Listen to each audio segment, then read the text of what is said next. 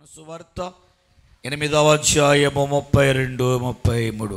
అప్పుడు సత్యము మిమ్మును స్వతంత్రులుగా చేయునని చెప్పగా వారు, మేము అబ్రహాము సంతానము, మేము ఎన్నడూను వారికి నీ దాసులమై ఉండలేదే, మీరు స్వతంత్రంగా చేయుదురని ఎలా చెబుతున్నారని ఆయనతో. చాలాసార్లు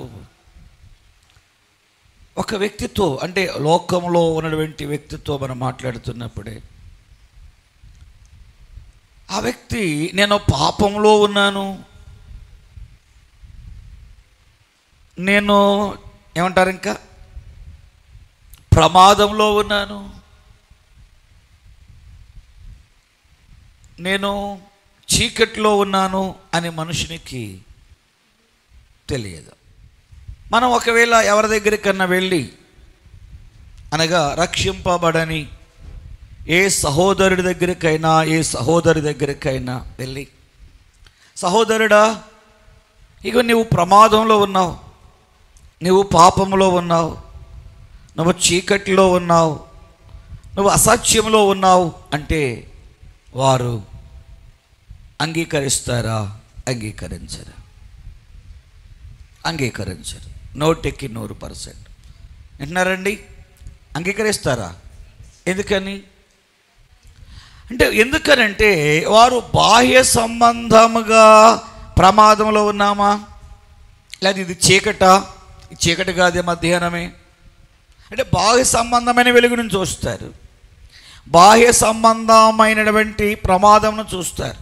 కానీ బైబిల్ ఏం బోధిస్తుందంటే బాహ్య సంబంధమైనటువంటి ప్రమాదమును గురించి కాక, బాహ్య సంబంధమైనటువంటి చీకటిని గురించి కాక, భౌతిక సంబంధమైన అసత్యమును గురించి కాక, ఆత్మ సంబంధమైనటువంటి స్థితిలో రక్షింపబడని వ్యక్తి ప్రమాదంలో ఉన్నాడని చెబుతున్న సంగతిని గ్రహించలేడు. ఆత్మీయ స్థితిలో ఒక వ్యక్తి చీకట్లో ఉన్నాడని సంగతి గ్రహించలేడు. రాత్రి కూడా మనం చెప్పాం కదా, పూర్వమందు మనం ఏమై ఉన్నామంటే, మీరందరూ నల్లగా ఉన్నారనా?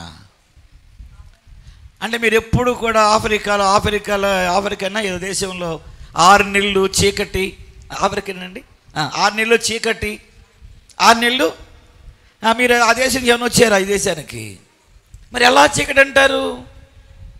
పాపం అనే చీకటి. అది ఏ చీకటి? పాపం మనల్ని ఏం చేసింది? చీకట్లో బంధించి వేసింది. మనం చీకట్లో ఉన్నాము, రెండవది చీకట్లో బంధించబడి ఉన్నాము, మనము అసత్యంలో ఉన్నాము. మనం చీకట్లో ఉన్నామంటే అర్థం ఏమిటంటే ప్రమాదంలో ఉన్నాము. ఇవి ఈ లోక సంబంధమైన మనుషులకు అర్థము కాదు. Yes or no? మాట్లాడాలి, మీరు స్పందించాలి. మన బైబిల్ ఏం మాట్లాడుతుందంటే ఆత్మ సంబంధమైన భాష మాట్లాడుతుంది. ఈ ఆత్మ సంబంధమైన భాష లోకంలో ఉన్నవానికి, చీకట్లో ఉన్నవానికి అర్థము కాదు. మీరు వెళ్ళి రక్షింపబడిన వారిని మీరు చీకట్లో ఉన్నారంటే అలా అంటారు, ఇది పగలు అంటారు.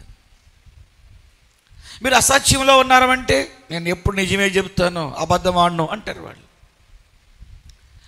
వాళ్ళు భౌతిక సంబంధమైన వాటిని గురించి ఆలోచిస్తారు, మనమేమో ఆత్మ సంబంధమైన వాటి గురించి ఆలోచిస్తాం. ఏ వ్యక్తి అయితే చీకట్లో ఉన్నారో ఆ వ్యక్తి, వారు స్త్రీ అయినా పురుషులైనా ఎక్కడున్నారు అంటే ప్రమాదంలో ఉన్నారు. ఇదే సంభాషణ జరుగుతుంది ఇక్కడ యేసు ప్రభు వారికి యూదులకు. యేసు ప్రభు వారు అంటున్నారు, సత్యము మిమ్ములను స్వతంత్రులుగా చేస్తుందయ్యా, గనక సత్యాన్ని మీరు గ్రహించండి, సత్యాన్ని మీరు తెలుసుకోండి. వాళ్ళు ఏమంటున్నారు? మేము అబ్రహాము సంతానము, ఇప్పుడు ఎవరికి మేము దాసులమై ఉండలేదు. నిజమా మాట? మేము ఎప్పుడు ఎవరికి దాసులమై ఉండలేదు అని వారు చెప్తున్న మాట సత్యమా అసత్యమా? చెప్పాలి. అసత్యమే. ఎలా చెప్తారు? ఏంటి? ఆల్రెడీ వారు రోమీల కింద బానిసలుగా ఉన్నారు. యేసు ప్రభు కాలంలో రోమీల కింద ఇశ్రాయేలీలు, యూదులు బానిసలుగా ఉన్నారు. కానీ వారు ఏమంటున్నారు? మేము ఎవరికి దాసులమై ఉండలేదు అంటున్నారు. అయితే యేసు ప్రభు చెప్పే మర్మం వేరు, వారు ఇస్తున్నటువంటి అర్థం యొక్క భావము వేరు. యేసు ప్రభు ఏమంటున్నాడంటే, సత్యము మిమ్ములను, సత్యం అంటే ఎవరు? యేసు ప్రభు వారు. యేసు ప్రభు వారు శిలువ మరణము ద్వారా, అనగా శిలువ యజ్ఞము ద్వారా, ఆ రక్తము చిందించబడ్డము ద్వారా, రక్తంలో కడగబడ్డము ద్వారా, రక్షణ పొందడము ద్వారా ఒక వ్యక్తి ఏమవుతాడు? స్వతంత్రుడవుతాడు. ఇండిపెండెంట్. ఈరోజు అదే కదా మనకి భారతదేశము, మన దేశము 200 సంవత్సరములు ఎలా ఉందంటే బానిసత్వంలో ఉంది. మనగా ఏం పని చేయటానికి, మనము ఎక్కడికి వెళ్ళడానికి, ఏం చేయటానికి మనకేమి లేదు, స్వతంత్రత లేదు. దేశం అందే.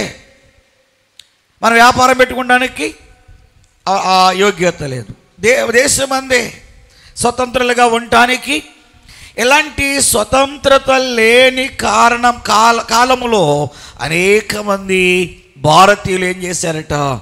ఈ ఉద్యమం కొరకు వారు ప్రయత్నం చేసి, వారు చేసిన గొప్ప ఏంటిది? ఉద్యమం. ఆ చేసినటువంటి గొప్ప ఉద్యమము ద్వారా వారు ఏం చేశారంటే భారతదేశమునకు స్వతంత్రతను తీసుకుని వచ్చారు. ఈ ఉద్యమంలో చాలామంది ఏమయ్యారు? మరణించారు, గాయపరచబడ్డారు. వారి జీవితములను దేశం కొరకు త్యాగం చేసి అనేక సంవత్సరాలు వారు జైల్లో మగ్గవలసి వచ్చింది. మన భారతదేశము నుండి కొంతమందిని ఓడలో ఎక్కించుకుని అండమాన్ నికోబార్ దీవుల్లోని వెంటి జైల్లో వేసారంట మన భారతీయులు. మీరు ఇప్పుడు కూడా మనం చాలామంది ఇప్పుడు ఈ భారతదేశం నుండి, అది మన భారతదేశంలోనిదే, అండమాన్ నికోబార్ దీవులు మన భారతదేశంలో ఉన్నటువంటి భాగమే. ఇప్పుడైతే చాలామంది చూడడానికి వెళ్తూ ఉన్నారు షిప్లో. విన్నారా? ఈ భారతదేశం నుండి ఎక్కడికి అండమాన్ నికోబార్ దీవులు ఎలా ఉంటుందో చూడడానికి వెళ్తూ ఉన్నారు. అక్కడ చూడదగిన వాటిల్లో ముఖ్యమైనది ఏమని చెప్తున్నారంటే, చూసి వచ్చిన వారు అండమాన్ నికోబార్ దీవులో నుండి ఉన్నటువంటి జైలు అని చెప్తున్నారు. మన దేశం యొక్క స్వతంత్రత కొరకు వీరు, మన దేశ నాయకులు పోరాడేటువంటి క్రమంలో వారు ఏం చేయబడ్డారంటే నికోబారు దీవుల్లో చెరసాలలో వేయబడి అక్కడ మగ్గిపోయారు. అదంతా కూడా ఇటువరకు మరి అక్కడ ఉండేది, ఎక్కడది? రాఘవయ్య పార్కులో ఉండేది గజిబిజి. తెలుసా మీకు? వెళ్ళారు ఎప్పుడైనా రాఘవయ్య పార్క్కి వెళ్ళారా? అక్కడ ఏముంటుంది? గజిబిజి ఒకటి పెట్టారు. ఎలా ఉంటుంది? లోపలికి వెళ్ళిన తర్వాత వెళ్ళటం మనకు తెలుసు, కానీ రావటం మనకు తెలియదు. ఇక బయటికి రాలేము మనం. ఇటు వెళ్ళినా దారిలాగా అనిపిస్తుంది, కానీ 2 అడుగులు ఏంగానే పోతుంది, ఎండ అయిపోద్ది. మా వెనక్కి వచ్చి ఇంకో దారి కనబడుతుంది, ఆ దారి ఇంకా కొంత సమయానికి ఎండ్ అయిపోద్ది. అంటే అదేంటిది? అలాంటి జైలట నికోబార్ దీవులు. అంటే ఒకసారి లోపల పాడేస్తే ఇక వారి జీవితంలో ఎప్పటికీ బయటికి రాలేనంత రీతిగా మన భారతదేశం యొక్క నాయకులను బ్రిటిష్ వారు హింసించి వారిని చంపారు. ఎంతోమంది భారతీయుల యొక్క త్యాగ ఫలితమే నేడు మనము అనుభవిస్తున్నటువంటి ఈ స్వతంత్రత. ఎంతో యేసు ప్రభువారు కూడా ఆ శిలువ యజ్ఞములో ఎన్నో శ్రమలు, బాధలు, ఇరుకులు, నిందలు, అవమానములు, కొరడా దెబ్బలు, మేకుల దెబ్బలు ఆయన తినడ ద్వారా శరీరం అంతా చేల్చబడ్డము ద్వారా అనుగ్రహించబడినది ఈ స్వతంత్రత. ఏ స్వతంత్రత? ఆత్మీయ స్వతంత్రత. అనగా అర్థం ఏమిటంటే రక్షణ. ఈ భారతదేశానికి రక్షణ ఊరికినే, భారతదేశానికి స్వతంత్రత ఊరికినే రాలేదు. ఆత్మలో మనకి రక్షణ అనేటువంటి స్వతంత్రత ఊరికినే రాలేదు. యేసు ప్రభు ఏం చెప్తున్నాడంటే సత్యము అనగా యేసు ప్రభు వారి యొక్క రక్తము చిందించబడ్డము ద్వారా మనకేమొస్తుందంటే చెప్పండి, స్వతంత్రత అనగా రక్షణ. వాళ్ళేమంటున్నారు, మేము అబ్రహాము సంతానము. మరి అబ్రహాము సంతానము ఐగుప్తు దేశంలో 430 సంవత్సరాలు బానిసలుగా, మేము ఎప్పుడు కూడా బానిసలుగా లేమంటున్నారు. మన మధ్య మనం చదువుకున్నాం కదా, న్యాయాధిపతి గ్రంథంలో 6వ అధ్యాయంలో ఎన్ని సంవత్సరాలు?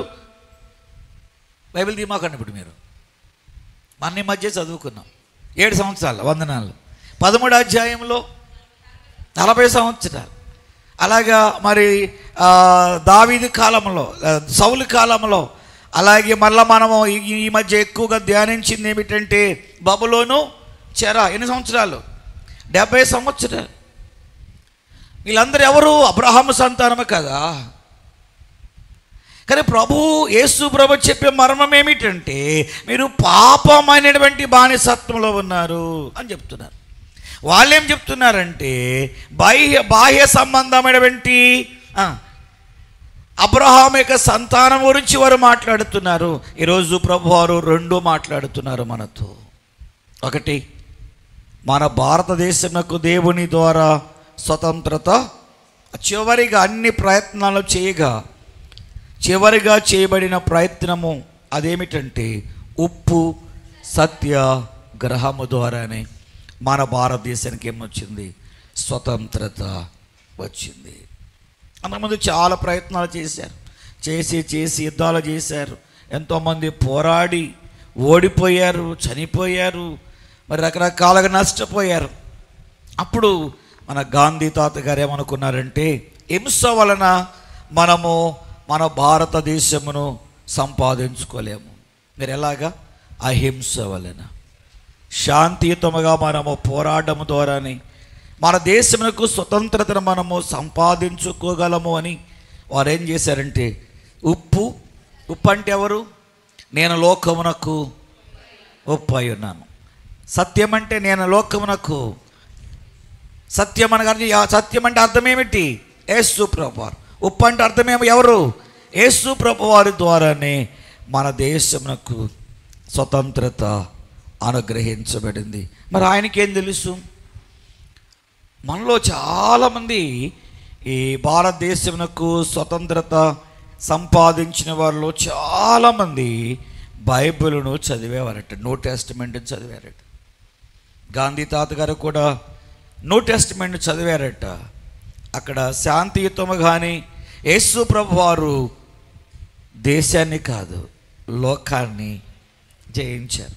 కనుక మనము కూడా మన దేశాన్ని మనము జయించాలంటే, మన దేశంలో మనం సంపాదించుకోవాలంటే యేసు ప్రభు మార్గమే నిజమైన మార్గమని గాంధీ గారు గ్రహించి పరిశుద్ధ గ్రంథం చదవడం ద్వారా తెలుసుకుని ఉప్పు సత్యాగ్రహము ద్వారానే భారతదేశమునకు మన భారత నాయకులు ఏమిచ్చారంటే స్వతంత్రతను అనుగ్రహించారు. కనుక యేసు ప్రభు వారేమో పాపమనే బానిసత్వం నుండి లోకానికి ఏమి ఇవ్వాలని కోరుకుంటున్నారంటే స్వతంత్రత.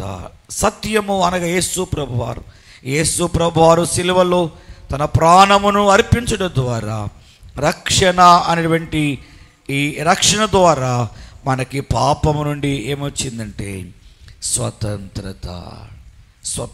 రోమపత్రికలు ఏమన్నాడు చూడోసారి.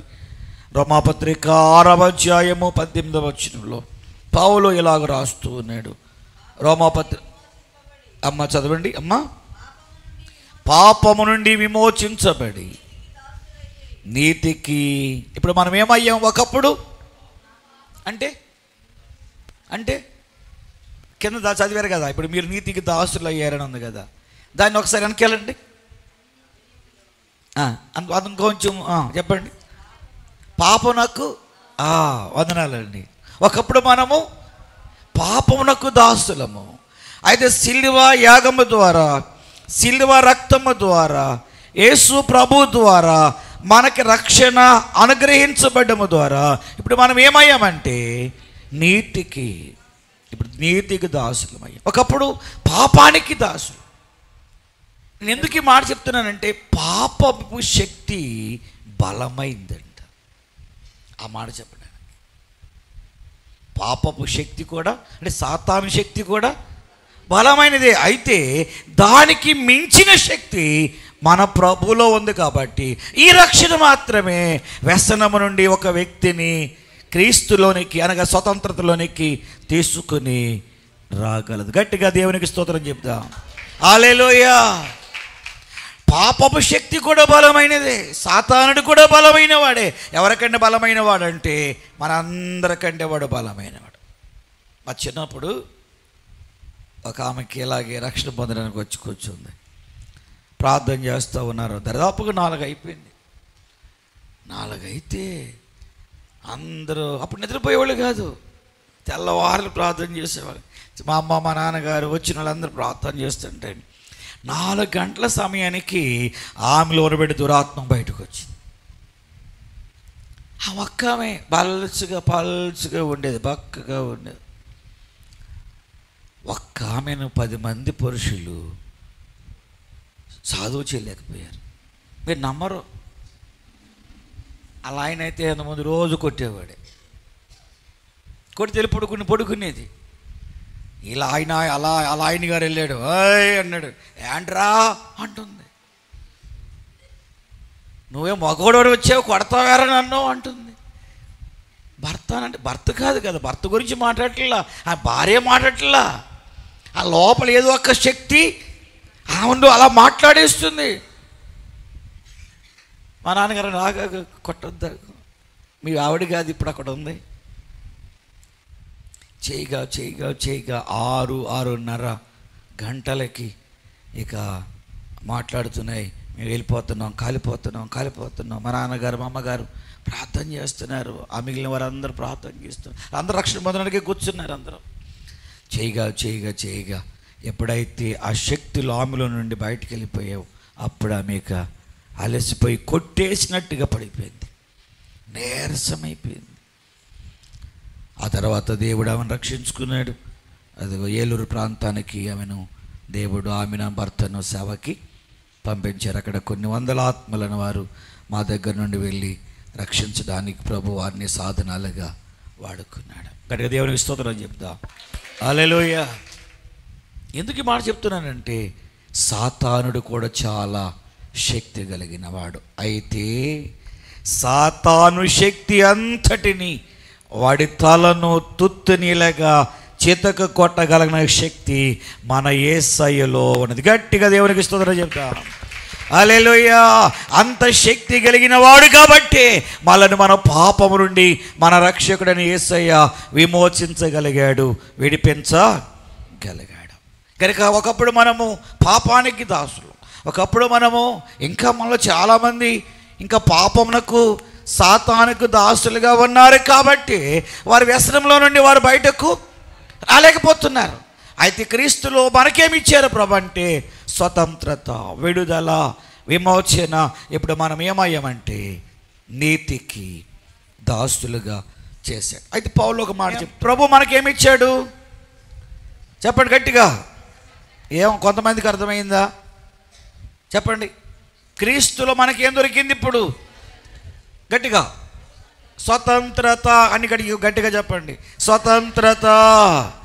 అయితే పౌలు ఇంకో మాట చెప్తున్నాడు. ఏం చెప్తున్నాడంటే ముఖ్యమైన మాట చెప్తున్నాడు. విడుదల ఎంత? పాప విడుదల, పాప విమోచన ఎంత ప్రాముఖ్యమైనదో స్వతంత్రతను కాపాడుకోవడము కూడా అర్థమైందా? అంతే ప్రాముఖ్యమైందని పౌలు మన జ్ఞాపకం చేస్తుంది. 5వ అధ్యాయము గలతీయులకు రాసిన పత్రిక 5వ అధ్యాయము 1వ వచనాన్ని మనం చదువుకుందాం. ఈ స్వాతంత్రము అనుగ్రహించి, అంటే ఈ స్వాతంత్రం ఎవరు అనుగ్రహించారు? క్రీస్తు. మనలను స్వతంత్రులుగా నమ్ముతున్నారా? ఎంతమంది నమ్ముతున్నారు?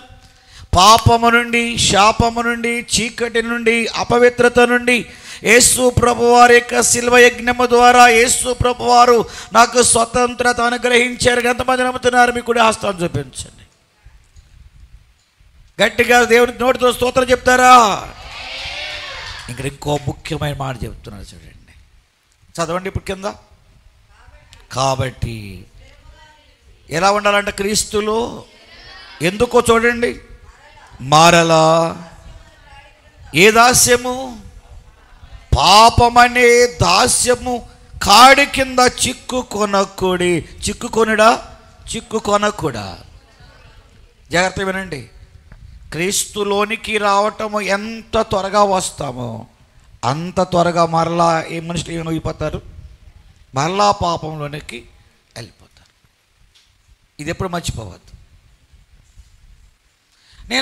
నేను దాటి వచ్చేసాను కదా, పాపంలో నుండి దాటి నేను క్రీస్తులకు వచ్చేసాను కదా, ఇక నన్ను ఎవరో ఏమీ చేయలేరంటానికి వీల్లేదు. లోకంలో ఒక నాడు ఉంది కదా,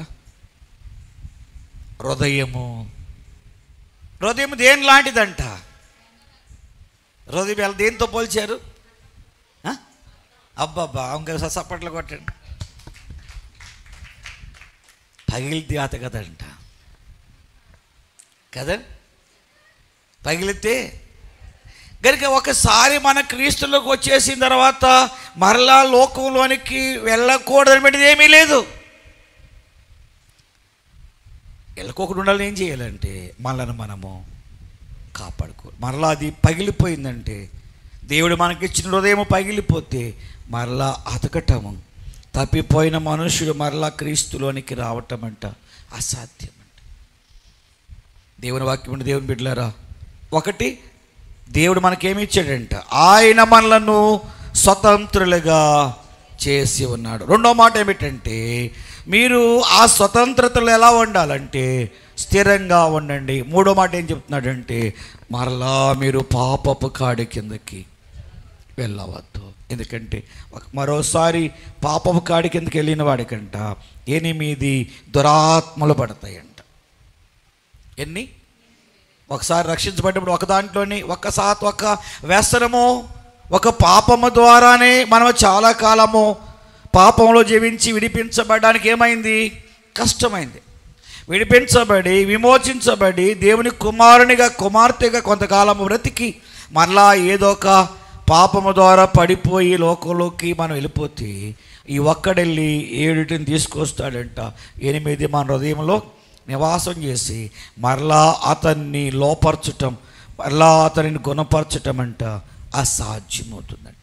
ప్రభు ఏం చెప్తున్నాడంటే, మరలా మీరు పాపంలోనికి వెళ్ళొద్దు, మరలానే మీరు పాపంలోనికి బానిసలు కావద్దు. ఆల్రెడీ నేను మీ కొరకు ఏం చేశాను? సిలువ త్యాగము చేసి నా ప్రాణముని మీ కొరకు అర్పించి మీ పాపము నుండి నేనేం చేశాను? విడిపించాను, నీకు రక్షణ ఇచ్చాను. మరలా మీరు పాపం చేసి పాపంలోనికి వెళ్ళిపోవద్దు, పాపానికి దాసులు కావద్దు. మనం ఎప్పటికీ నీతికి దాసులుగా ఉండినట్లుగా మనందరినీ దేవుడు దీవించి ఆశీర్వదించునుగాక. ఆమేన్.